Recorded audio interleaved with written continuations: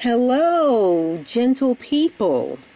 If this is your first time visiting my YouTube channel, or if you are a returning subscriber, welcome to this Sparrow Art Vibes video tutorial. I hope that you will see and hear something that inspires you to create something beautiful. I'm Hazel, a retired educator turned resin artist, and I like to also call myself an entrepreneur. And every week I share how I create the products that are available in my Etsy shop and my Shopify boutique. I am in the process of adding new holiday and special occasion gifts to my shop each week. Last week I got an order in my Shopify boutique to create a set of 6 Jamaican-themed napkin rings for a customer who lives in Illinois.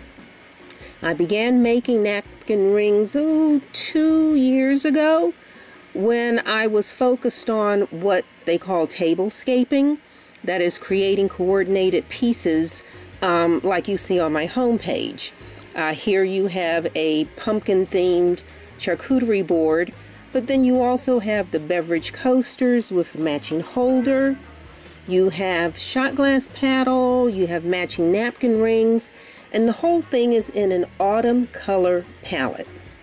So, the Jamaican napkin rings that are pictured online were made without using a mold. What I did was made the square shapes actually on a sheet of wax paper, using a tube of silicone that I bought at Home Depot. Today, however, I use foam grip, or some people call them pop sockets, but foam grip silicone molds to make the tops of my napkin rings. So I'll show you how I do that in a few minutes. But as always, if you like what you see but don't want to take the time to make it yourself, certainly feel free to purchase it at sparrowartvibes.boutique. And also, if you are inspired by my video, by all means like, share with other crafters, and of course subscribe.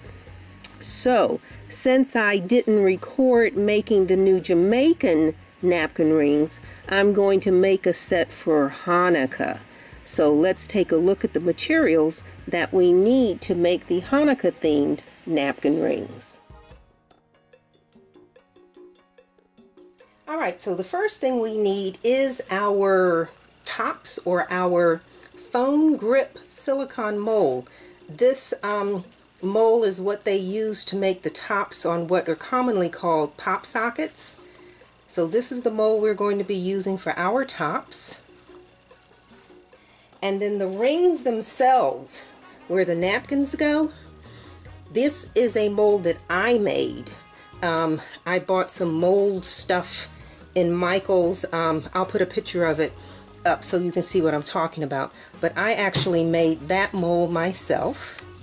Then we need, of course, our resin. Craft Smart Part A resin. Craft Smart Part B hardener.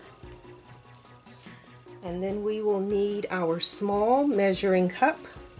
We're using 4 colors of mica powder, so we're going to need 4 paper cups. Stir stick for the clear resin. Now when I have these little cups like this, I take these larger popsicle sticks and I just cut them in half. The reason is, with these long ones, I have knocked resin over and cried like, oh God, I just wasted that. Wherein, if I cut my sticks in half, then there's no chance of me knocking that over. So when I say 4 sticks, that's 2 that I cut in half. Of course, we need our nitrile gloves and then our mica powder. We are going with a Hanukkah color palette, and the flag of Israel is bright blue, sometimes a navy blue and white. So we are going with my Eye Candy dark ocean blue. And then to break it up some, I'm going to add a little bit of the Okinawa blue. Again, this is art, so this doesn't have to be technically the correct colors. I am using this Mayspring sterling lining that I absolutely love. And then we're going to use some Pearl X micro pearl. And then once we get these poured, we're going to come back and we're going to add some white crushed glass right in the center of each of the rings, just to give it a little bit of bling. We need the E6000. That's how we're going to attach these tops to these rings. And then to give them a nice finish, we're going to paint the outer edges of our rings, I guess turn this the right way, with the silver permanent marker. And so that's it, that's what we need. So I'm going to clear this stuff off and we'll get started.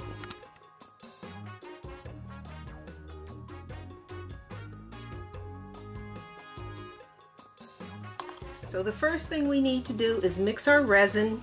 I always say follow manufacturer's instructions. This is Craft Smart clear casting and coating resin. And our instructions tell us that we need to have a mixing ratio of 1:1. That's equal parts of each. And then we need to be mixing for a minimum of 5 minutes. So the pop sockets, foam grips, pop socket is a brand name.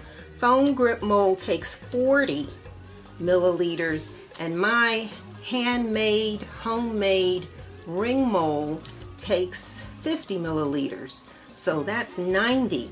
But we're going to go ahead and just make this an even 100, okay?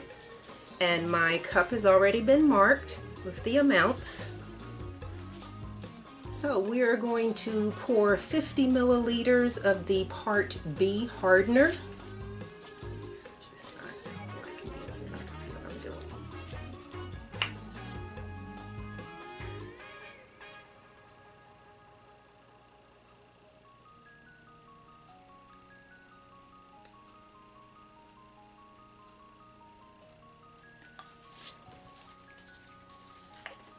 And then we need 50 milliliters of the Part A resin.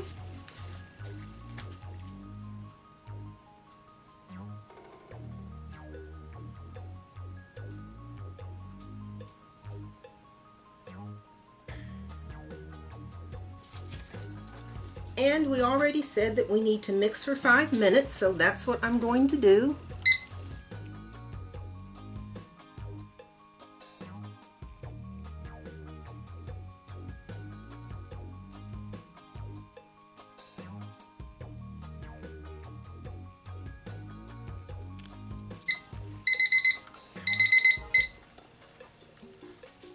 Alright, so we need to now divide this resin.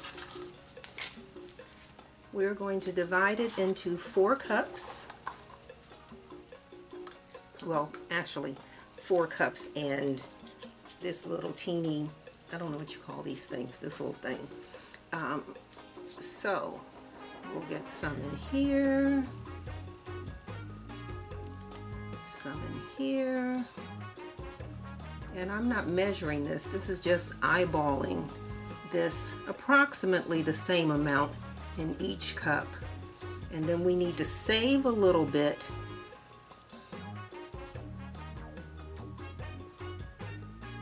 We need to save a little bit. I'm going to set this aside. This is to go on top of the crushed glass. Alright, so let's finish dividing this. Alright. And so let's start with the dark ocean blue. Move that out of the way. Let's put the ocean blue in a blue cup. How about that? So our dark ocean blue, and again, you don't need but a little bit of this. These are these wide popsicle sticks. And if you weren't adding the Okinawa blue, Like if you know someone who's a member of Zeta Phi Beta sorority, you could do these blue and white and silver napkin rings for an event that they were having. Somebody who's a Sigma, member of Phi Beta Sigma fraternity, could use these. I mean, there are a whole, if you're doing a baby shower and you want napkin rings, you can do this bright blue instead of traditional baby blue. You get to do what you want to do, basically.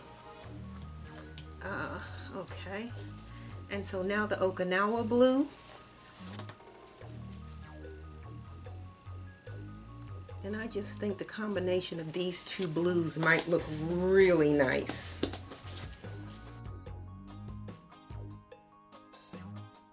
And always make sure you scrape any mica powder that you have on your stick off the stick. Look at that, how much mica powder was left on that stick.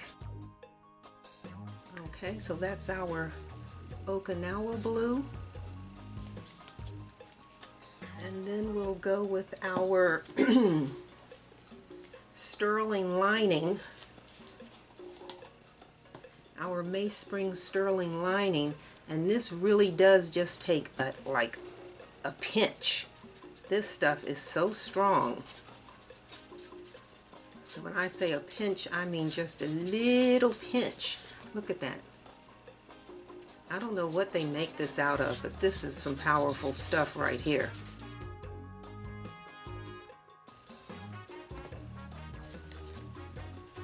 Make sure all the mica powder, see on that stick? I'm going to make sure you scrape all of that off so that it's clean. Scrape that off and get that in there. So that's our sterling lining.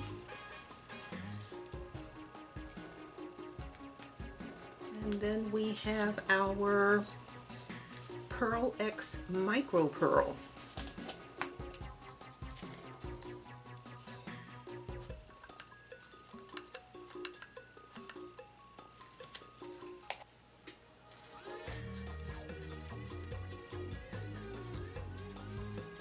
And different brands of mica powder mix differently. You will start to, as you work, you know, a lot of people like alcohol inks. A lot of people like the paste. I particularly like the mica powders. I think they have a pearlescent and a richness to them that I love.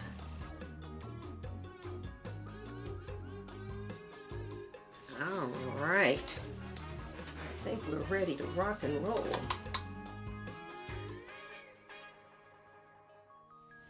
Okay, so all we're going to do now is just pour these into these molds.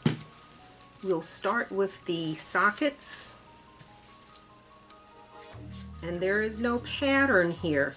This is truly random.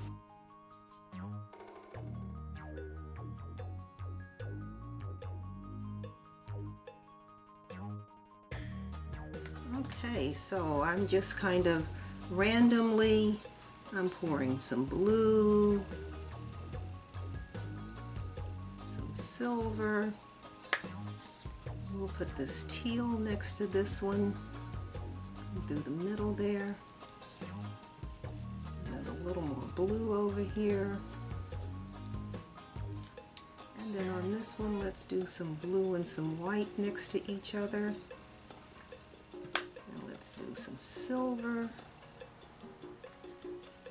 Now let's do the teal on this side. And then, I don't know, white around here, blue around here, the teal next to the blue, some silver next to the white. So that each one of these is going to be completely different in terms of the way these colors are mixed, but they'll all be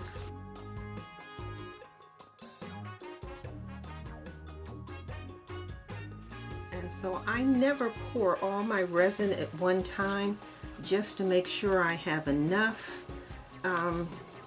with the same color. So now with the ring, same thing. we're just going to pour some white and some blue in this one. And then we're going to put some silver.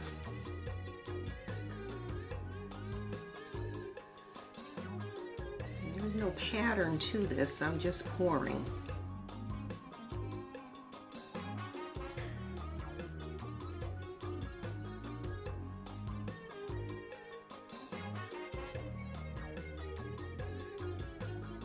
I may have to use some of that I set aside.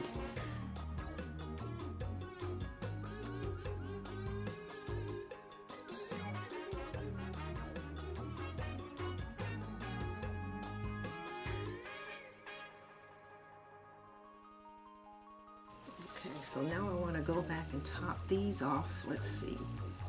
We want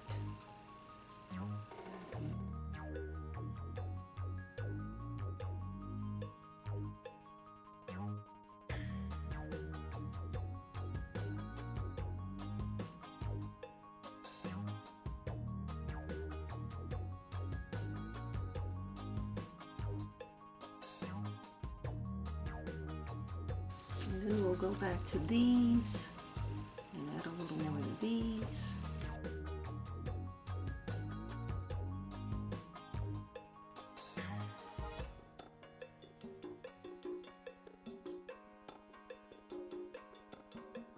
Silver, I said gray, silver, oops, is that, yeah.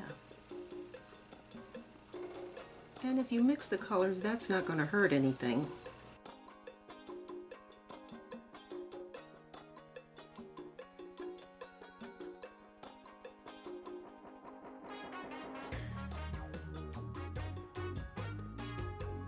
So I think the white will top the rest of these off. Let's see.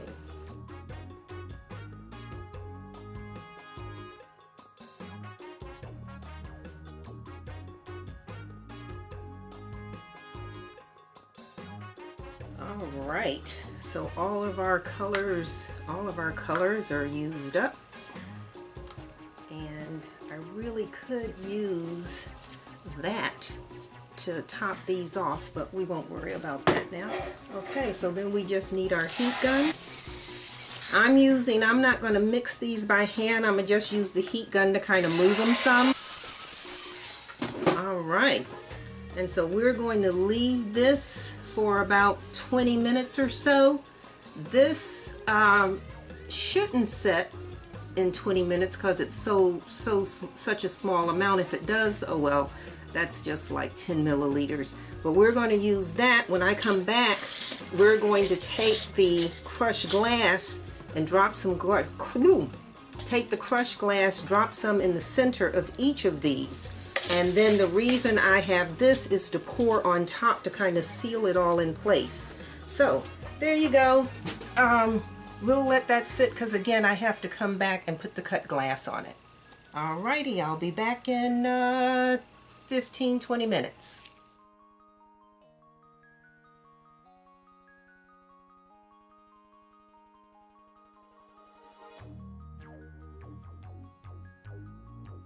Okay, two things.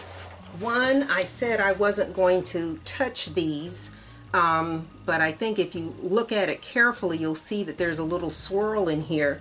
That's because I came in to test the resin to see if it had set enough for me to put the stones on.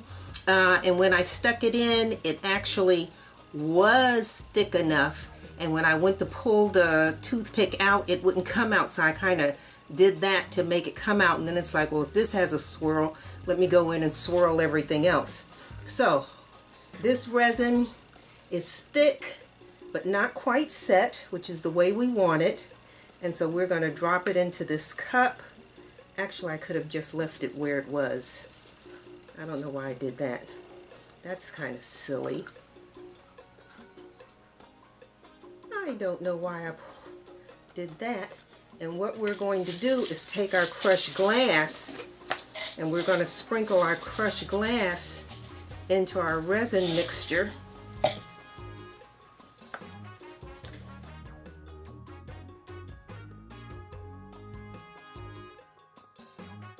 Alright, where's my my little spoon. I have this little tiny spoon, and so I'm going to take and drop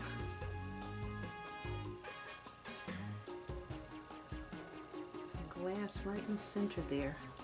Because the thing is, if you put it on too early, it just sinks to the bottom.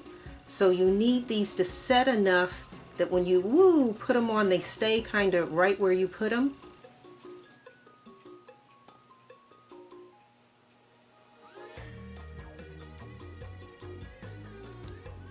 Yeah, that's just the consistency that we need.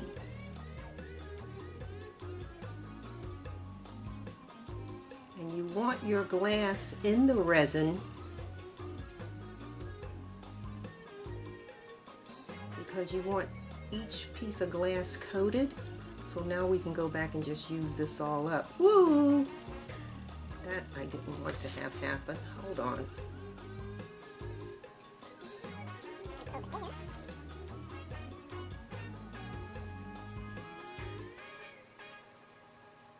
And again, like on this one, it has started to sink. I poured it in this cup. Let me see if I can get the rest of this. I don't know what made me decide to pour it into the cup. That was kind of silly when it was already in this container. Put some more glass.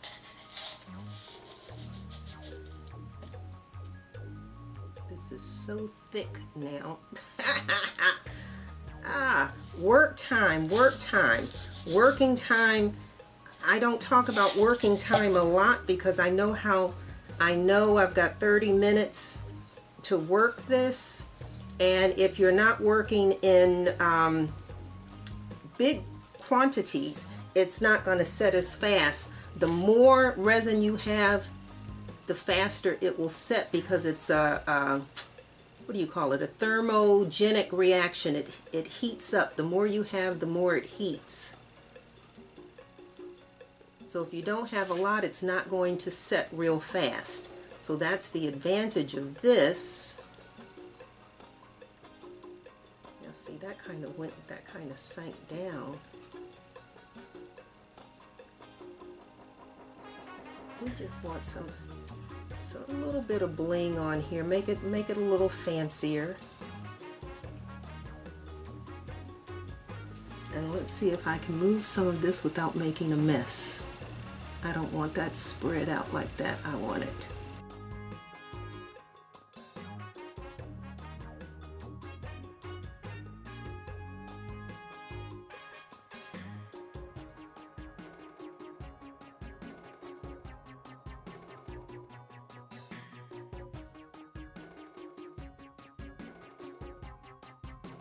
And we're not going to put the heat gun to the glass because if you put the heat gun to it, it warms it up and then it starts to spread. And we don't want it to spread. We want it to stay as close to the center as possible. So no heat gun on this. All right. And you can see where this resin has started to spread. Well, I don't know if you can see it close up. But that started to spread. I'm trying to move it back. Alright, so that's done. We are done. So all we need to do now is cover this and let it cure overnight, and then tomorrow we will unmold these and we will glue these tops to these bottoms. But since it's clear, I guess it won't make a difference, right? The average person looking at it's not going to pay any attention to it. This is me being persnickety. Alright, that's done. Alrighty, we're just going to cover these and allow them to cure overnight.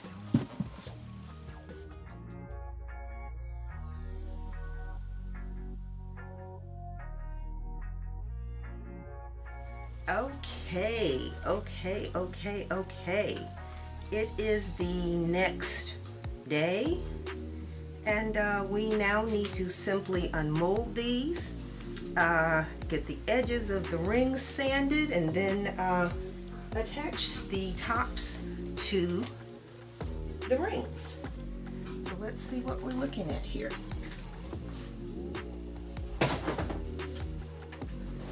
Alright, move my sticks.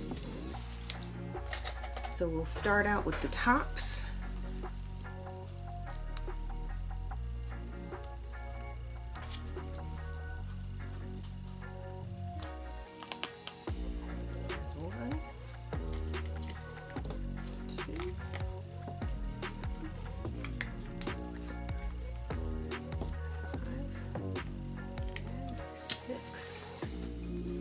And I see that looks good. That one's pretty. That one's pretty. That one's, that's beautiful. Yes, there's my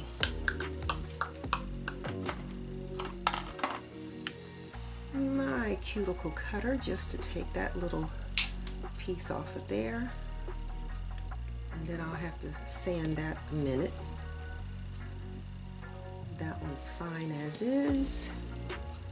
There one. Oh, this, oh, the resin ran over. Oops, I overfilled this, so we're gonna have to trim this with the cuticle cutter. Boy, this is why you wear protective eyewear. This stuff is jumping all over the place.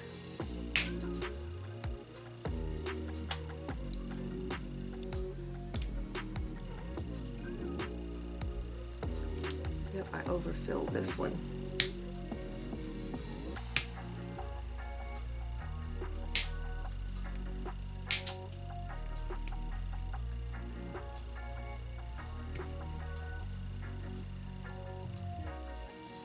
So the edge on that will have to be sanded some so that's not sharp. And then on this one, just one little spot there. So there you go, there are our tops. And so let's look at our rings.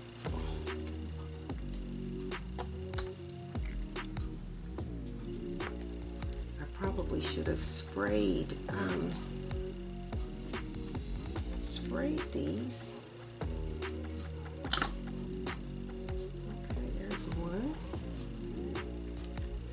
And again, when you put, when you are using your heat gun, I always say never. You'll see people that say torch your bubbles. I always say never put a torch to your mold because it will ruin them. But the other thing you can do is use some mold release spray. Okay, there's number 2.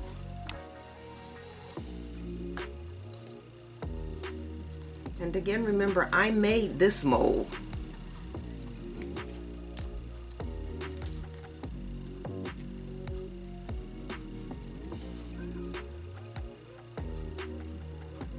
Oh, I put too much heat to this thing. They used to just pop out. Ooh. And in fact, you can see the little tear right there where I tore that.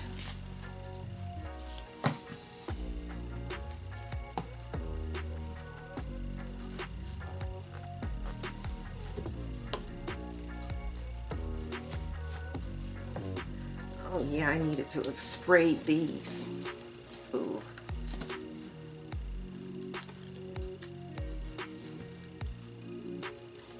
This should not be this hard. Ooh. Let's see if I can put a little bit of,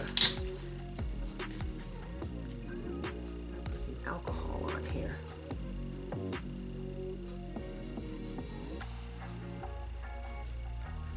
See if a little bit of alcohol might help this come out a little easier. Not really.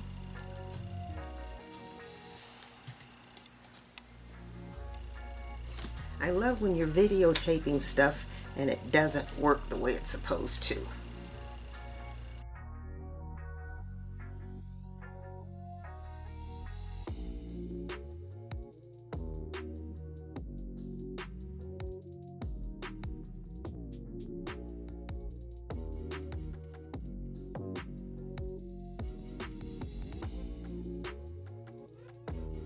Yeah, see, this is stuck.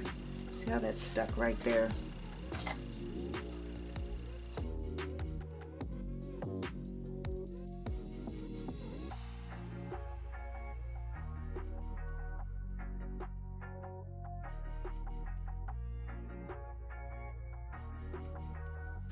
All right, those are out, so I'm going to have to take the cuticle cutter and cut the overflow and then get the Dremel and sand those edges.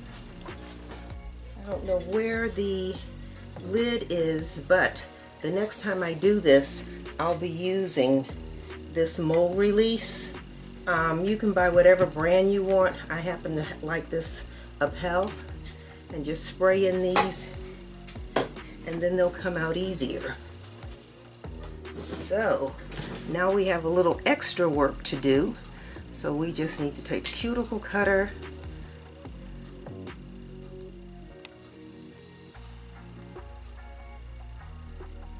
and trim any of this overflow.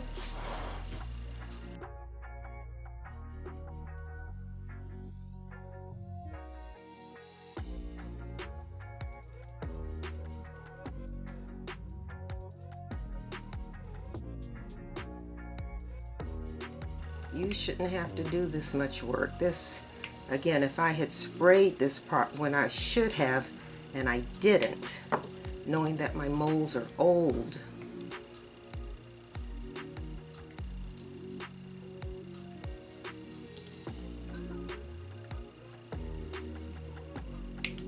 This is the one where I said the mold is torn.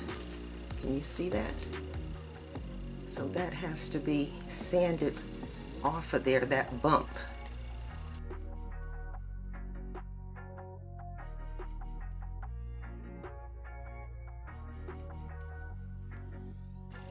And I'm just trying to cut off as much of that as I can, and then we'll sand that down.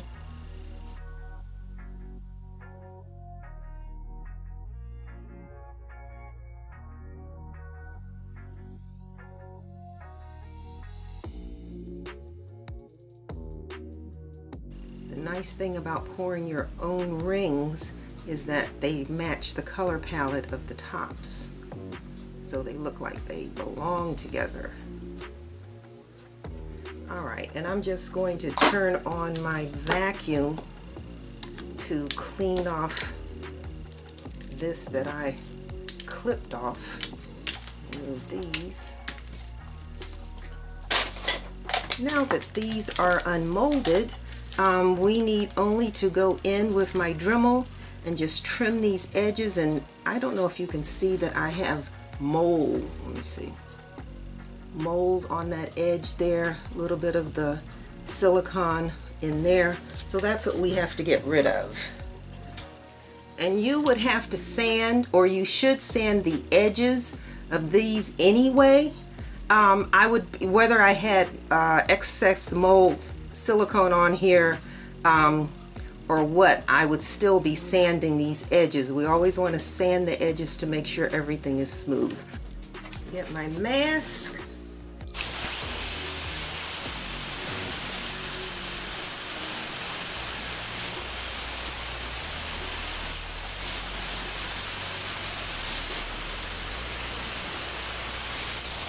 Okay, and this one requires some extra sanding because, again, that mold has a tear in it where I tore some of the mold out when I unmolded the last ones that I did.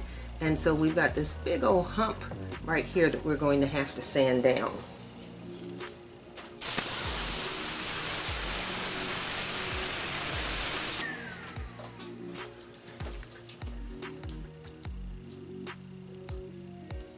Alright, and then we need to get the dust off of these.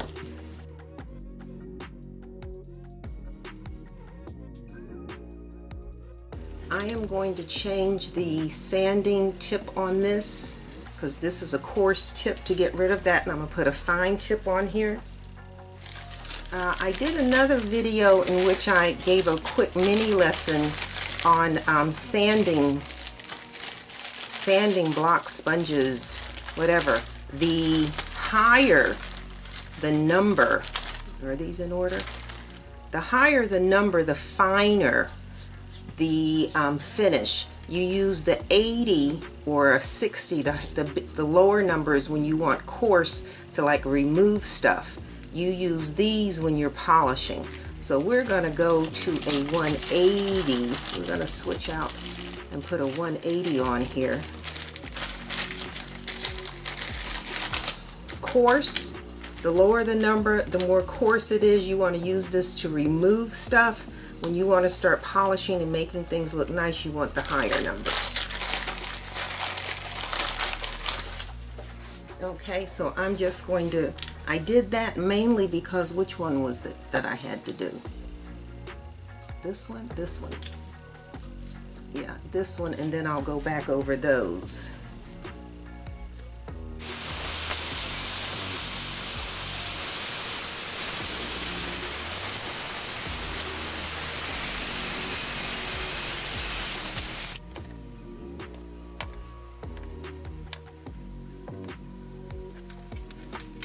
After we sand these edges, we want to go,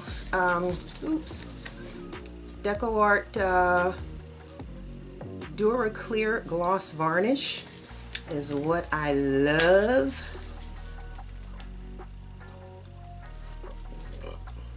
So I'm just putting a little bit in there. Whee! Did I knock it over? No. Okay. And so what we want to do is just varnish these sanded edges. All right, let's try now. So all we're doing is, actually let me come around. Oh. That edge right there is gray, and if we put varnish on it,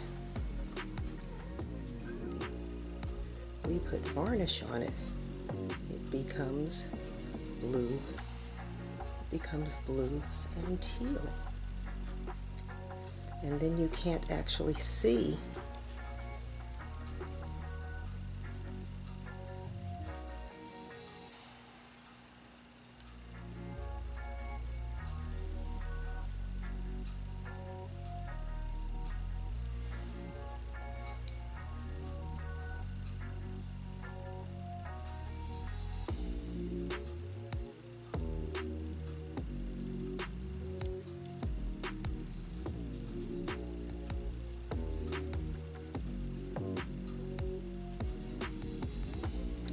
So that's what I am going to do.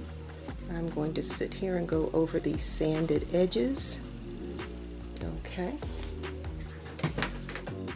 And this varnish dries quite quickly. So I'm going to do these, and then I'll let them sit for about 10 minutes, and then we'll come back and attach them to the tops. But we want to make sure that that sanded edge has been painted with varnish.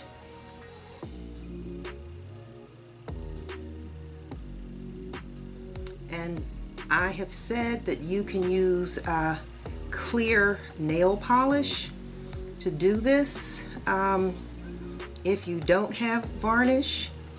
However, be aware that the varnish is actually weatherproof.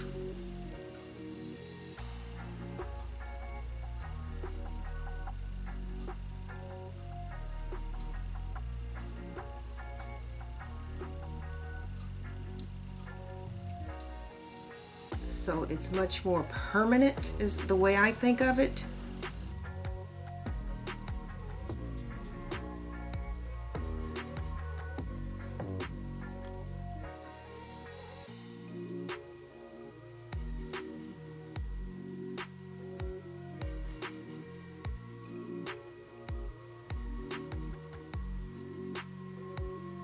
And done correctly, you won't even know that this was ever sanded.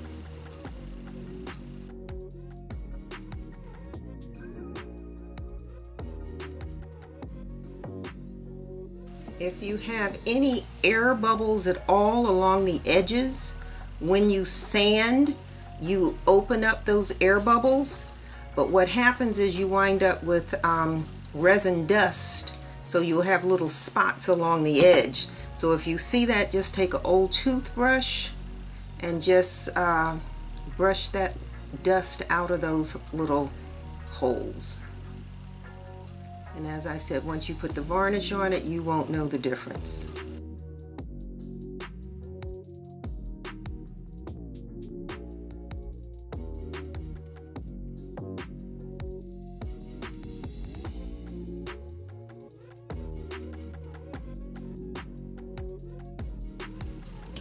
And then we can't forget the one that is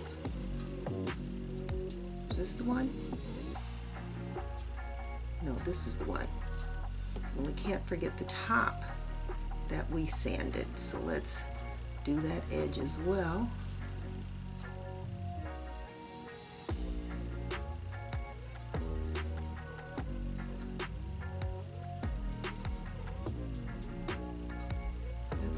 Silver is so pretty.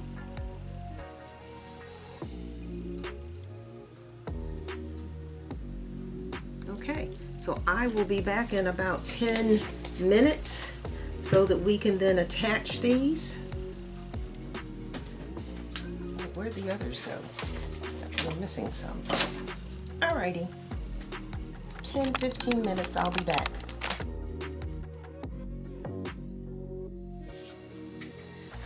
Right, so that varnish on those has dried, and so we are going to take our E6000. I got a new tube, look at that. Old, new. And so because these tops have the glass on top, you can't lay them flat. They won't, you can't lay them flat. So what I use is an old, what do you call this? An old egg refrigerator, what do you call this? Egg holder, a refrigerator egg holder. And so I have found that that's nice because then the bottoms can sit down inside and you don't have any difficulty.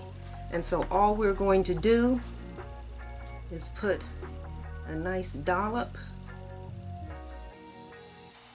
a nice generous dollop of E6000 there, and then just place your ring like so.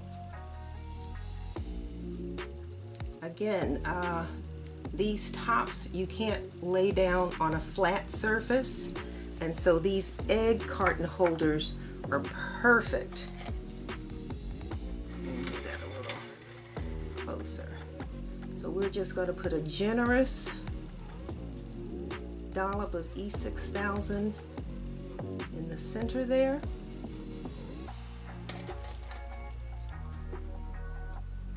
And then we are going to place our ring.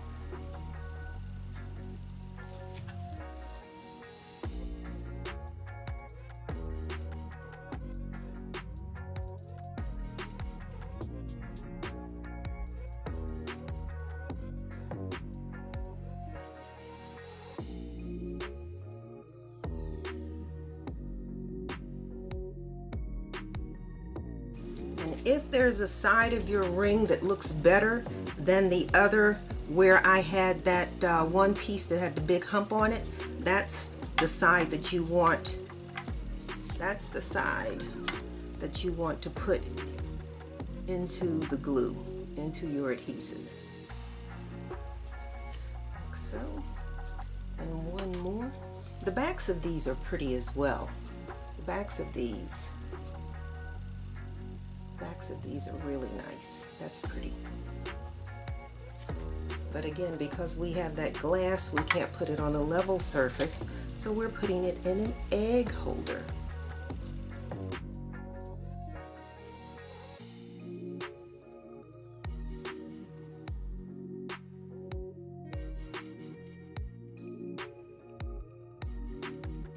And when you do it this way, there's very little movement. These aren't going to slip and slide and move out of place or anything.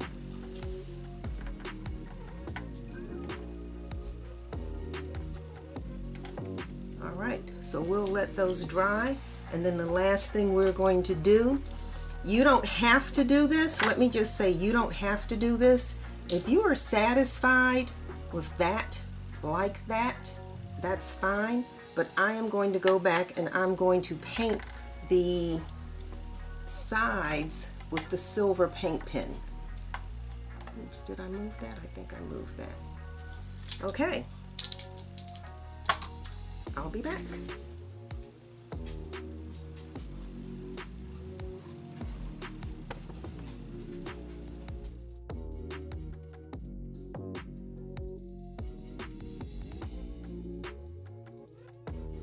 All right, it's been a couple of hours. I don't really know the time. I wasn't really paying attention. So now, anybody who works with E6000 knows that it does not completely dry, cure, whatever you want to call it, in 2 hours. But it should be dry enough now that I can paint the outer edge. I guess I should stop shaking this while I'm talking. These should be dry enough now that I can paint the outer edges. And so we're still going to use our little egg carton. And I had another paint pen, but it was dry. So I am using a Sharpie, and this is an oil-based pen. And so let's see what we're doing here. So I'm not going to hold on to the ring initially. I'll hold on to it after I get around to the other side. But we're simply going to paint. See, if you put your finger inside. So I'm just painting these edges silver to give them a more finished. Again, if you like to be able to see the colors on the side, by all means leave it like that. I'm just doing these sides because I think it gives it a more finished look.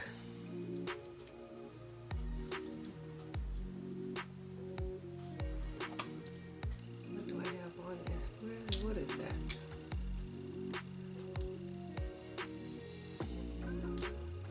Okay, there's something. Oh, that's a piece of glue. Okay, like there's something there that's like blocking my view.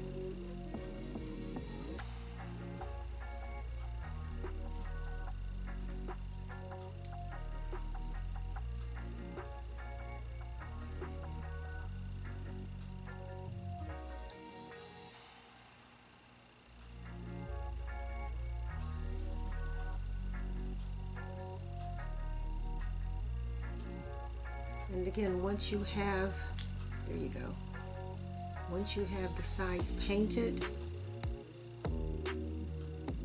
you can then set it right back down inside your egg holder so those can dry. This little egg holder deal is kind of sweet.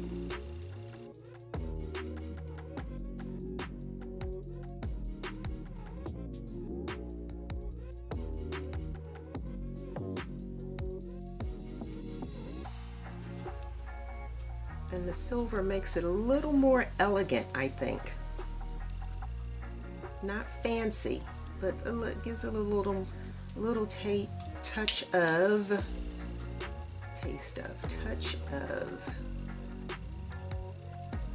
elegance.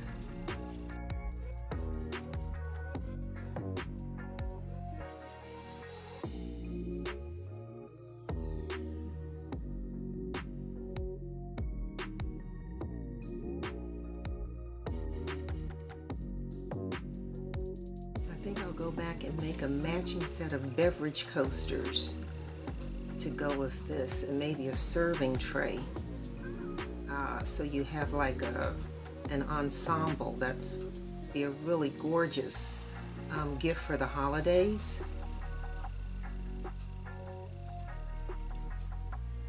For that person who really likes to entertain and likes everything coordinated.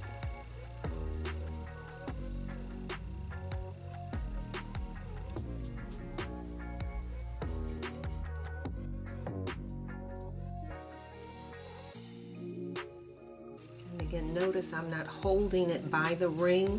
I'm making sure the ring stays attached, that I don't put any pressure on this ring to pull it loose because it hasn't had 24 hours to set.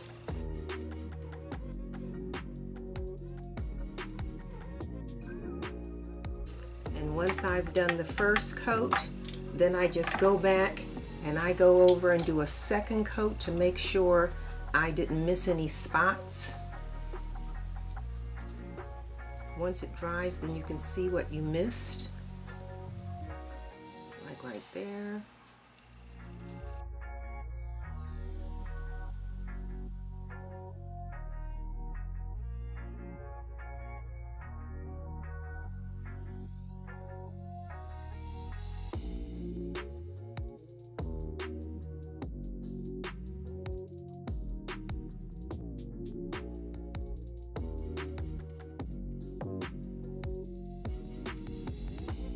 Alrighty, that's that.